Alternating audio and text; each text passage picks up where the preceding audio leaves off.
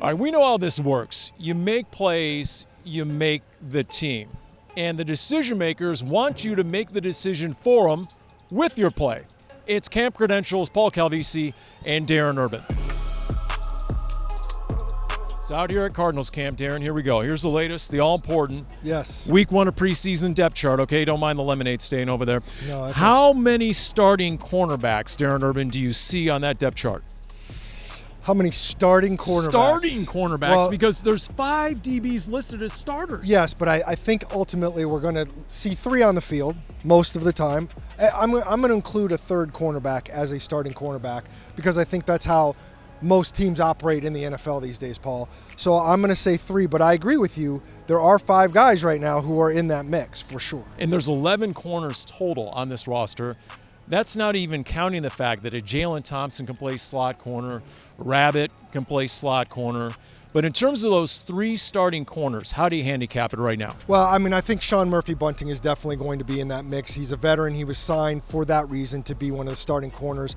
And it's clear at this point that Garrett Williams, last year's third-round pick, has impressed them to the point where not only will he be starting, he's going to play a lot of nickel. But when they go to base, it sure looks like he's also going to be the second cornerback out there as opposed to somebody else like a Max Melton, the rookie who I think will be the third guy. If they have 3 cornerbacks on the field, Melton, Sean Murphy-Bunting on the outside, Williams in the slot, but I'm not discounting Starling Thomas V, who at this point has done a nice job earning playing time considering he was pulled off waivers last year after being an undrafted rookie. He defied the odds last year. He's defied the odds so far this year, the fact he's getting a lot of first-team reps.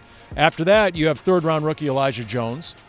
You have Keitrell Clark, who was a starter at the beginning of last year.